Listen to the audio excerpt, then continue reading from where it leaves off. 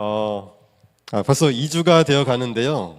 운동의 날 있었던 일입니다. 기상 예보는 비가 안 온다고 했는데 전날까지 비가 왔다가 안 왔다가를 이렇게 반복하다 보니까 비가 오면 큰일 나는데 그래서 기도를 안 할 수가 없었습니다. 당일날 저도 준비팀이다 보니까 아침 일찍 예배를 드리고 먼저 운동장에 갔습니다. 한참 일을 하던 중에 짬이 나서 하늘을 바라봤습니다. 그랬더니 멀리서 먹구름이 막 몰려와서 점점 하늘을 가리고 있었습니다. 그리고 햇빛은 간신히 요만한 구멍으로만 비추고 있었습니다.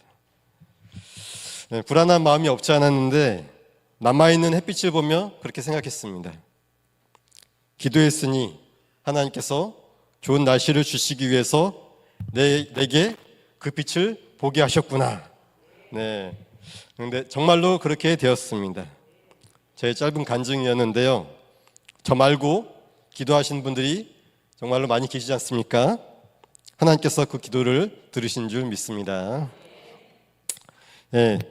본문으로 들어가서 41절에서 엘리야는 아합 왕에게 큰 비가 내릴 것이니 가서 먹고 마시라고 청합니다. 북이스라엘에는 3년 반 동안 비가 내리지 않았습니다. 왕도 가뭄으로 백성들이 고통받는 것을 알고 마음이 불편했을 것입니다. 그런데 비가 온다는 것은 아주 기쁜 소식이죠. 왕은 기꺼운 마음으로 반가운 소식을 즐기기 위해서 어딘가 마련된 왕의 처소로 움직였습니다. 여러분은 너무 신실해서 술을 드셔본 적이 없으시죠? 아합 왕처럼 믿지 않는 사람들은 괴로워도 술을 마시고 좋은 일이 있으면 더 많이 마십니다. 아십니까? 그래서 아합 왕도 기분이 들떠서 먹고 마시러 간 것입니다. 그러자 엘리야는 갈멜산 꼭대기로 올라가서 땅에 꿇어 엎드렸고 얼굴을 무릎 사이에 넣고 기도를 합니다. 그만큼 간절하고 겸손한 모습으로 기도를 한 것이죠. 그런데 엘리야는 처음에 제가 아까 봤던 것처럼 하늘의 징조를 보고 아합 왕에게 비가 올 것이라고 이야기한 것이 아닙니다.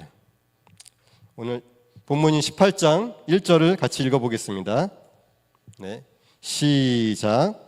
많은 날이 지나고 제3년에 여호와의 말씀이 엘리야에게 임하여 이르시되 너는 가서 아합에게 보이라.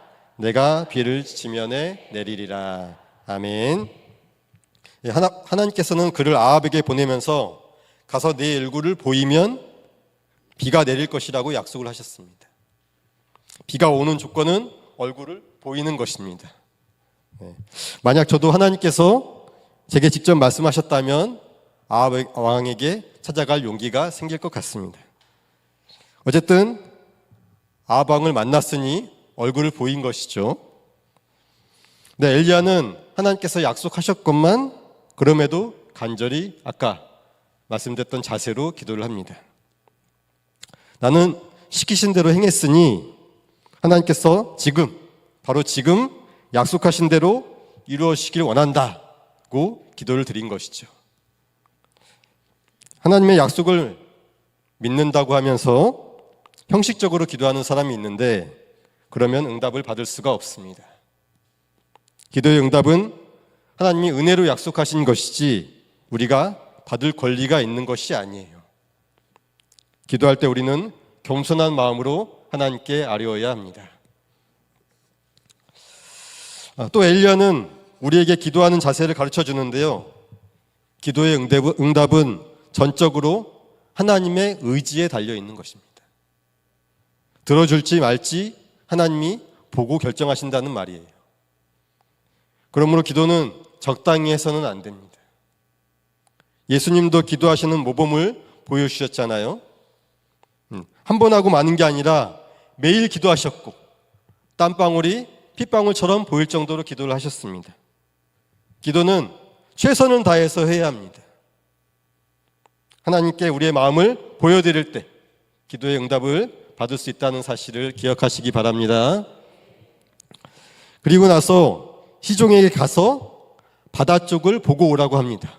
이 본문에는 사환이라고 되어 있는데 시종이 보이는 것이 없습니다.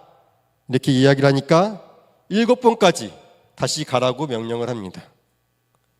그동안에 엘리야는 계속 앉아서 기도를 하고 있는 것이죠. 근데 여기에서 7은 완전함을 상징하는 숫자입니다. 일주일이 며칠로 되어 있습니까? 7일로 되어 있죠. 그리고 노아가 방주에 들어갈 때 정결한 짐승을 몇 쌍씩 데리고 들어갔을까요? 힌트. 네, 몇 쌍씩 데리고 들어갔을까요? 네, 7쌍씩 데리고 들어갔습니다. 그러니까 여하튼 7번은 하나님을 7번 시험한 것이 아니라 하나님께서 반드시 응답하실 것을 믿고 7번을 이야기한 것이라고 하는 것입니다. 그리고 마지막 7번째, 시종이 다녀와서 말하길 바다에서 손바닥만한 구름을 보았다고 하자 왕에게 가서 비가 올 것이라고 말하라고 시킵니다. 여러분은 손바닥만한 구름을 보고 중요한 결정을 하실 수가 있습니까? 쉽지 않습니다. 엘리야의 입장에서 보면 어떨까요? 내가 하나님께 빌어서 3년 반 동안 비가 내리지 않았다, 이렇게 소문이 나고 그게 사람들한테 떠들었는데, 근데 비가 온다고 했다가 안 오면 어떻게 되겠습니까? 조금 전에 또 바알의 선지자들과 싸워서 이겨서 승승장구하고 있었는데 가짜 선지자로 위상이 추락하는 것이죠.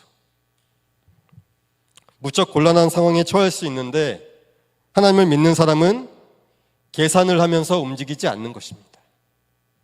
이게 중요해요.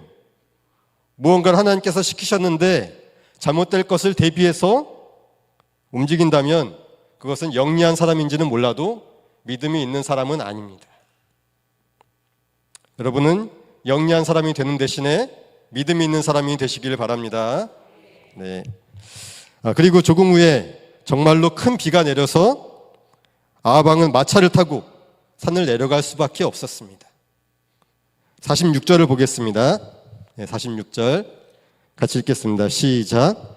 여호와의 능력이 엘리야에게 임하매 그가 허리를 동이고 이스라엘로 들어가는 곳까지 아합 앞에서 달려갔더라. 아멘. 여기서 재밌는 사실이 있는데 엘리야 선지자는 하나님의 능력이 임하자 아합 왕의 마차 앞에서 달려갔다고 기록하고 있습니다. 엘리야가 마차만큼 빨리 달렸다는 이야기예요. 저는 이 부분의 말씀을 읽을 때 신기하네, 대단하네 그냥 이렇게 생각하고 넘어갔었거든요. 그런데 이번에 읽을 때는 달랐습니다. 문득 그런 생각이 들었습니다. 나귀의 턱뼈로 3,000명을 때려 죽인 삼손도 마찬가지입니다. 하나님이 주셔서 인간을 뛰어넘는 능력을 발휘하는 자신을 볼 때 어떤 기분이 들까 하는 것이죠. 제가 좀 엉뚱하죠.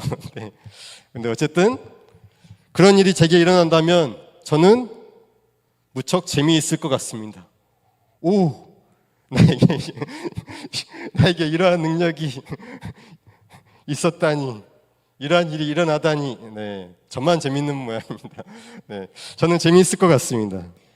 또 한편으로는 그런 일을 할 수 있게 하시는 하나님께 대한 경외심이 높아질 것이라고 생각했습니다. 이건 내가 한 것이 아니다. 하나님이 이렇게 만들어주신 것이다 하는 것이죠. 그 하나님 앞에서 우리는 더 겸손해질 필요가 있습니다. 자신의 부족함을 아는 사람은 남보다 더 많이 기도하시기 바랍니다. 제가 어느 선교사 출신의 목회자에게 들은 이야기입니다. 그가 아프리카에서 사역을 할 때였습니다. 교회를 세우기 위해서 가장 먼저 필요한 것이 무엇인지 생각해 보았는데 우물을 파는 것이라고 합니다. 물이 귀한 아프리카에서는 물이 있는 곳에 자연히 사람들이 모이고 함께 생활할 수가 있으니까요. 그래서 성교원금을 모아서 개척하려고 하는 곳에 우물을 파려고 하는데 우물을 파는 비용이 15,000달러라고 합니다. 네, 대충 1,500만 원 정도가 되겠죠. 네. 그리고 거기다가 교회로 사용할 건물을 세우는데 또 1만 달란트 정도가 든다고 합니다. 달란트라고 그랬나요? 제가 1만 달러 정도가 든다고 합니다. 네. 그래서 합쳐서 25,000달러가 드는데 그 성교원금을 모아서 이제 교회로 생각하고 있는 곳에 찾아갔습니다. 그리고 우물을 잘 파는 사람을 수소문을 했어요. 그래서 한 번도 우물을 파는데 실패한 적이 없다는 사람을 찾아냈습니다. 그런데 여러분도 궁금하지 않습니까? 아프리카는 물이 귀한 곳인데 어떻게 우물을 팔 때 한 번도 실패하지 않을 수가 있었을까? 네. 그런데 아프리카는 나라가 뭐 첨단 장비를 가지고 있는 그런 나라도 아니지 않습니까? 그래서 물어봤다고 합니다. 그 사람이 뭐라고 대답했는지 아십니까? 자기는 물이 나올 때까지 판다는 겁니다. 네. 네, 너무 쉽죠? 대답은 단순했습니다. 무식하지만 포기하지 않고 끈질기게 한다는 것이죠. 거기에는 단순한 믿음이 있습니다. 물이 언젠가는 나온다는 것입니다. 기도도 마찬가지입니다.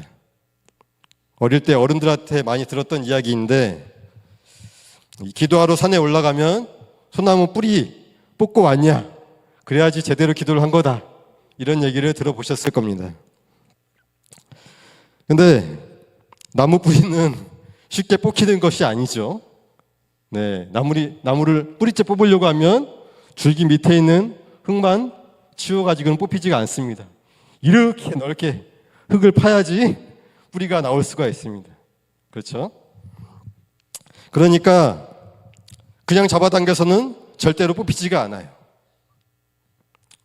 그래서 적당히 기도하고 내려오는 것이 아니라 나무 뿌리가 뽑힐 만큼 오랜 시간 그 문제를 붙들고 간절히 기도하라는 말입니다.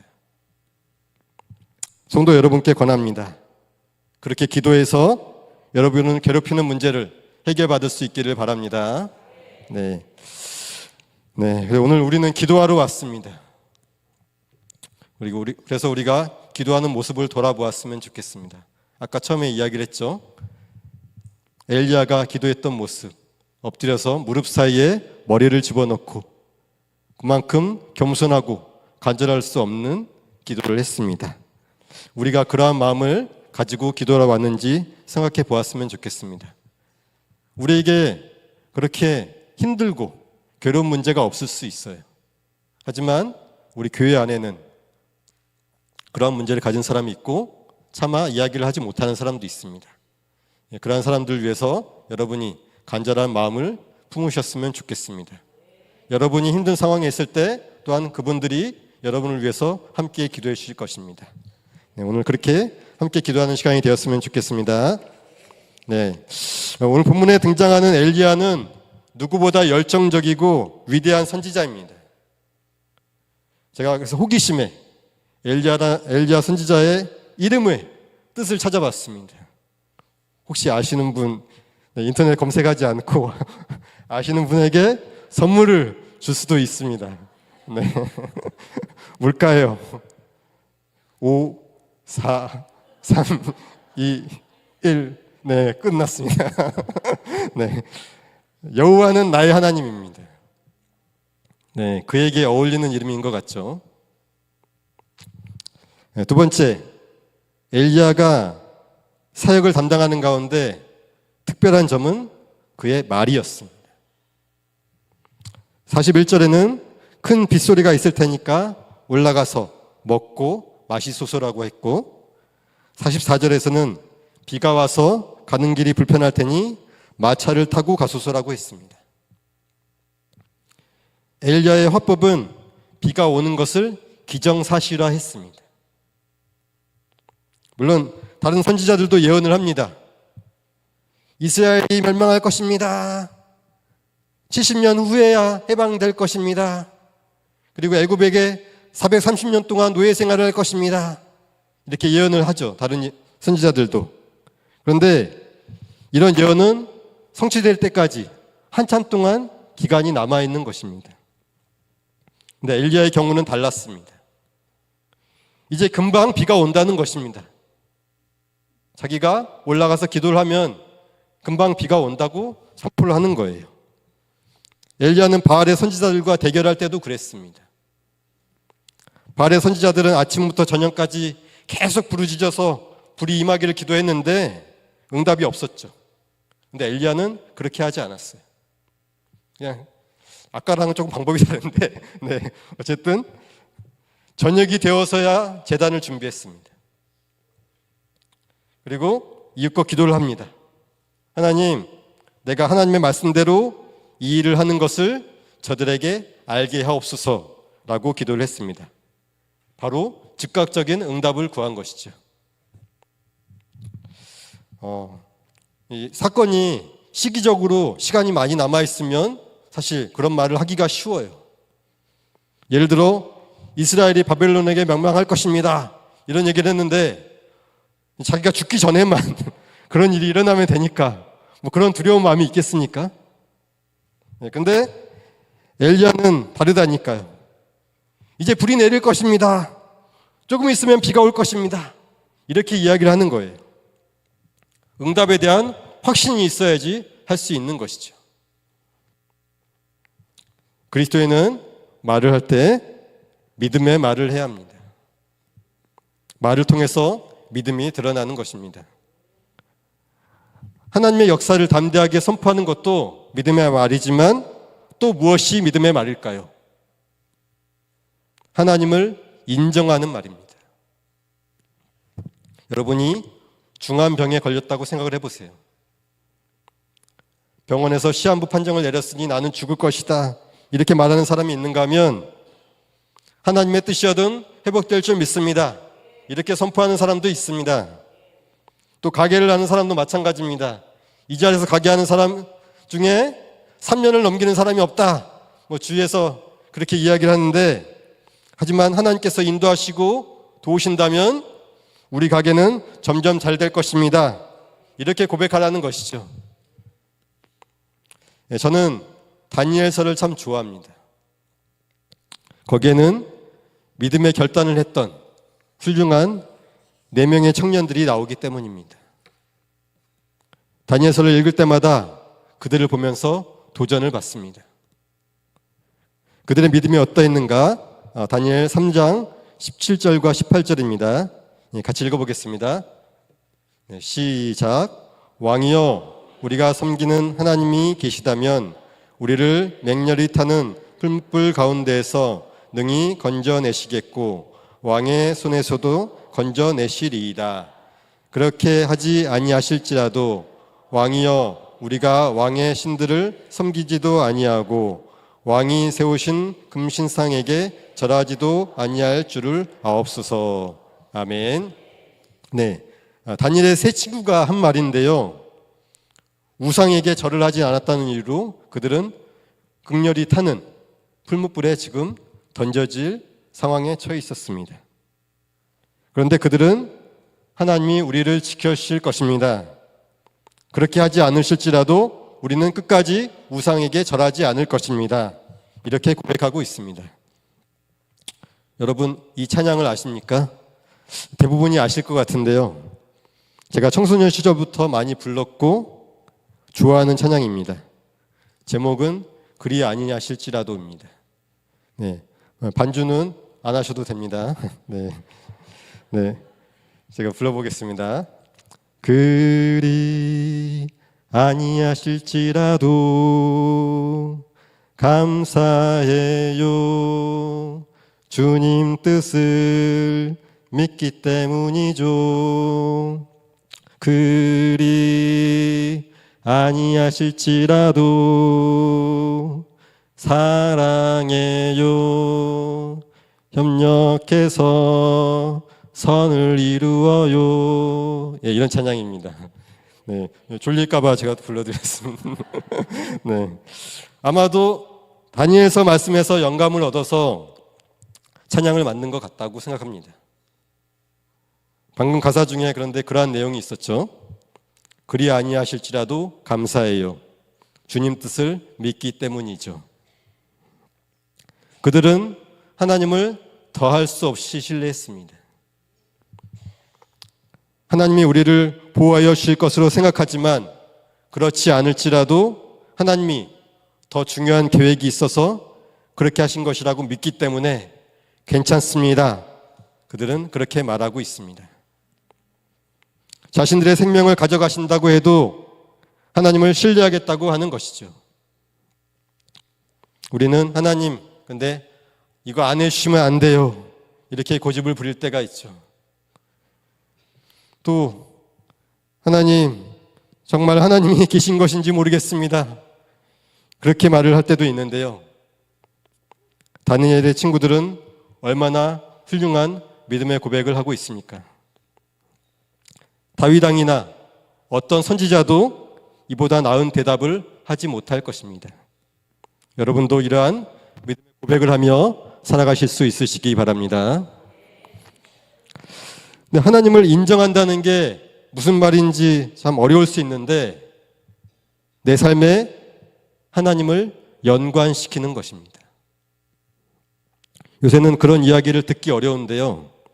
제가 어렸을 때만 해도 부모님의 직업이 부끄러워서 얘기하지 못하는 사람이 있었습니다. 부모님이 청소부라든지 시장에서 생선 장사를 하시는 분이라든지 고물상을 하는 분이면 친구들이 그렇게 했었어요. 아이들 사이에서는 그런 직업이 되게 천하게 여겨졌었던 것 같아요. 근데 지금은 사회적인 분위기가 그렇지가 않고 철이 들면 다른 사람보다 더 고생하면서 나를 키워주셨구나. 오히려 그러면서 감사하게 되지 않습니까? 그래서 당당하게 이야기를 할 수가 있죠. 부모를 있는 그대로 인정하는 것입니다. 마찬가지입니다. 잘 돼도 하나님 탓, 못 돼도 하나님 탓을 하는 것입니다. 그게 하나님을 인정하는 거예요. 내 삶을 하나님께서 간섭하셨고 하나님 때문에 여기 올 수 있었다고 그렇게 고백하는 것입니다. 그러다 보면 여러분도 다니엘의 친구들처럼 절대로 하나님을 부인하지 못하는 사람이 될 수 있습니다. 말씀을 정리하겠습니다. 민수기 14장 27절과 8절은 하나님께 그의 백성이 사용하는 말에 대한 교훈이 있습니다. 같이 읽어보겠습니다. 시작. 나를 원망하는 이 악한 회중에게 내가 어느 때까지 참으랴. 이스라엘 자손이 나를 향하여 원망하는 바 그 원망하는 말을 내가 들었노라. 그들에게 이르기를 여호와의 말씀에 내 삶을 두고 맹세하노라. 너희 말이 내 귀에 들린 대로 내가 너희에게 행하리니. 아멘. 여러분이 잘 아시는 가나안의 12 정탐꾼 이야기에서 결론 부분에 해당하는 말씀입니다. 여호수아와 갈렙만 제외하고 다른 정탐꾼들과 이스라엘 백성들은 하나님께 원망을 했습니다. 왜 들어가지도 못할 곳으로 하나님께서 데려왔냐고 한 것이죠. 그러자 하나님께서 방금 읽었던 대로 말씀하셨습니다. 내 귀에 들린 대로 해주겠다 하셨고 그들은 모두 죽게 되었습니다. 무서운 말씀인데요. 우리는 반대로 생각해 봤으면 좋겠습니다. 제가 믿고 살아왔던 하나님은 저를 실망시킨 적이 없습니다. 말로 내뱉은 것뿐만 아니라 머릿속으로 생각한 것 같이 이루시는 분이라는 것을 저는 경험했습니다. 여러분도 전능하신 하나님께서 여러분을 지키시고 인도하신 줄 아시죠? 하나님을 신뢰하는 사람을 하나님께서는 반드시 도와주실 것입니다. 하나님께서 약속하셨잖아요. 자신이 영광을 받으시기 위해서 그렇게 하실 것으로 저는 믿습니다. 여러분도 믿으실 수 있으시기 바랍니다. 믿음의 말로 하나님을 인정하고 믿음으로 기도하는 모든 성도님들이 되시기를 바랍니다. 함께 기도하기를 원합니다.